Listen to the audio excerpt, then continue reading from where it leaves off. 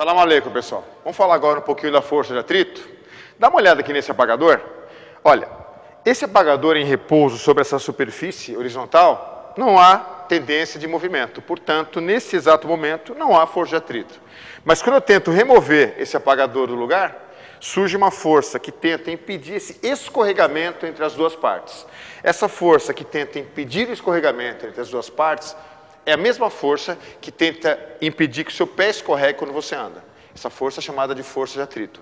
E ela depende tanto da superfície sobre a qual os corpos estão apoiados, que a gente chama de rugosidade, medido por um coeficiente chamado coeficiente de atrito, quanto da compressão entre os corpos. Se eu comprimir esse apagador contra essa superfície, a força de atrito ela terá uma intensidade maior.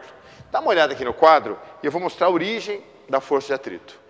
Eu observando esse bloco apoiado numa superfície horizontal, a superfície parece lisa, mas quando eu faço uma ampliação das partes que se tocam, no microscópio, por exemplo, eu vejo que a superfície não é tão lisa quanto parece. Note aqui que as partes, elas se encontram nestas rugosidades, impedindo o deslizamento perfeito de um corpo sobre o outro. Então, a força que contrária à tendência de escorregamento, que nós chamamos de força de atrito. Vamos assinalar as forças que agem nesse bloco? De cara, querido aluno, você assinala aquela força que sempre atua nos objetos quando estão na Terra, força-peso.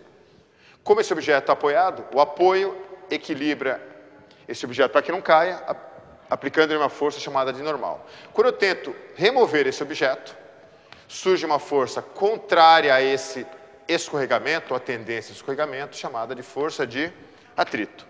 E a intensidade dessa força de atrito depende tanto dessa rugosidade, medida por um número chamado coeficiente de atrito, cujo símbolo, essa letra grega, é chamada μ, quanto da força normal. É importante lembrar que, enquanto o objeto não sair do lugar, a intensidade da força de atrito tem a mesma intensidade da componente paralela que tenta removê-lo. Daí, nós fornecemos dois valores para μ. O μ estático e o μ cinético.